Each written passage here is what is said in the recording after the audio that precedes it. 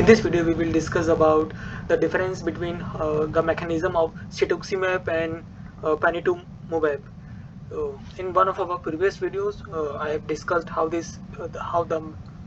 cetuximab helps in targeting the tumor cells. In this video, we will compare cetuximab mechanism and panitumumab mechanism against the cancer cells.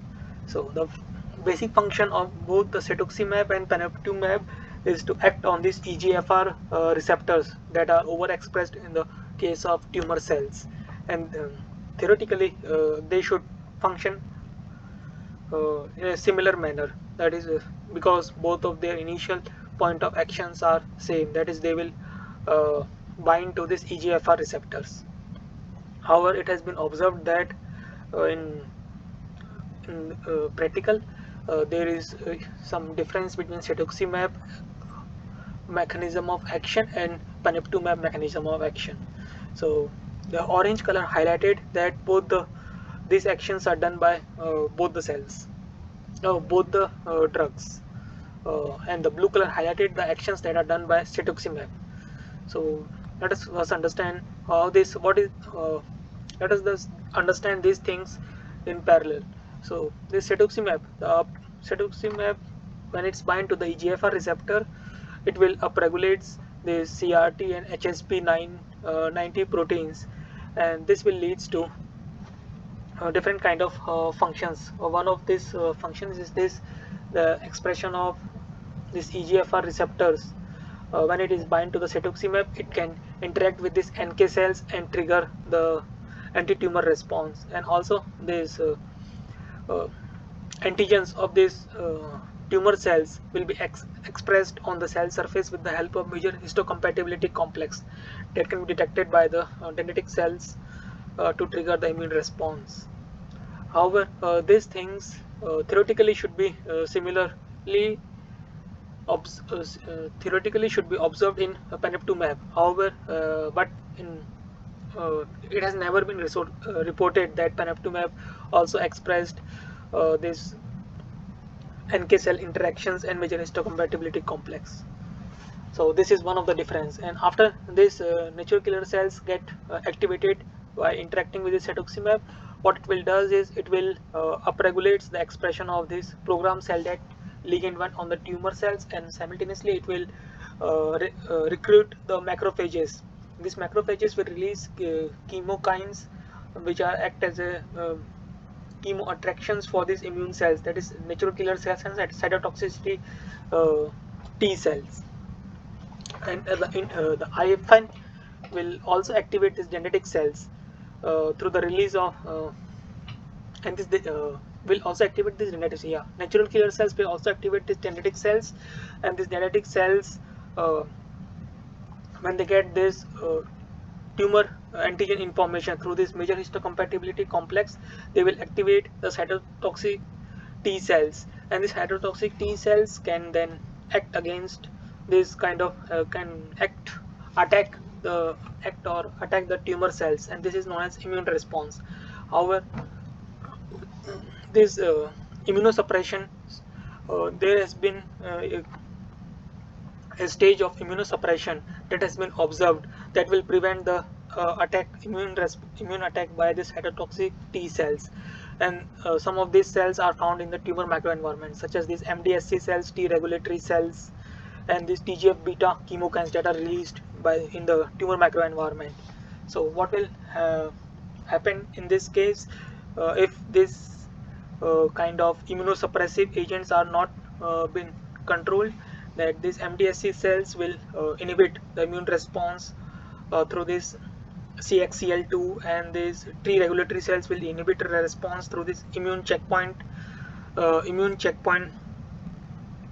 mechanism, by which this CTLA4 will interact with the cytotoxic T cells and deactivate the cytotoxic T cells, and TGF beta will also perform the same function. And however, there is a scientists have find out a way to reduce this immunosuppressive to a great extent with the help of this 5-FU and iron ore taken. So this will help in inhibition of these T regulatory cells and MDSC cells respectively, and thereby the immunosuppressive nature of the tumor microenvironment will be reduced to a greater extent, and this cytotoxic T cells will be able to perform its function. And the common things that has been observed in both cetuximab and panitumumab is this anti-angiogenesis factors, that is the VGF, IL-18 are being downregulated by both cetuximab and panitumumab, and downregulation of this is usually uh, harmful for the cytotoxic T cells, and so this downregulation of this blood, these angiogenic factors could reduce the immune response by the cytotoxic T cells.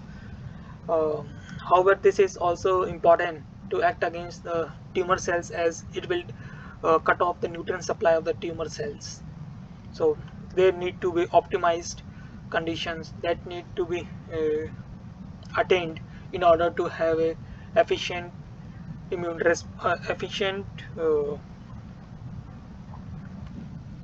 efficient targeting against these tumor cells.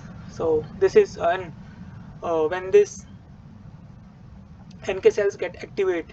So right now I have discussed how it will activate the immune response, and in general terms it will activate two kind of immune response. First one is anti-tumor dependent cell mediated cytotoxicity, and another one is uh, cell dependent cell mediated cytotoxicity. So these are the two major kind of immune response that will be generated by the cetuximab. And this part is common. In this case, what will happen, these macrophages with the high expression of PDL1, and this macrophages with high expression of PDL1 and this cancer associated fibroblast will be inhibited by both this cetuximab and panitumumab, and these are the immunosuppressive agents that helps in the suppression of the immune response. So this kind of immune suppressive agents are being reduced when both the cases, when the tumor cells are treated with cetuximab or panitumumab. So this is just a general idea how this both cetuximab and panitumumab function, and how they are related to the immune response, how they enhance the immune response against the tumor cells and reduce the immunosuppressive agents. If you need to understand more about this cetuximab and panitumumab mechanism in detail, you can go through the reference that has been provided in the description. You can also refer, if you want to understand how this cetuximab function in brief, you can also refer to the uh, previous videos whose link has been provided in the description. That's all for this video. Thank you for your time.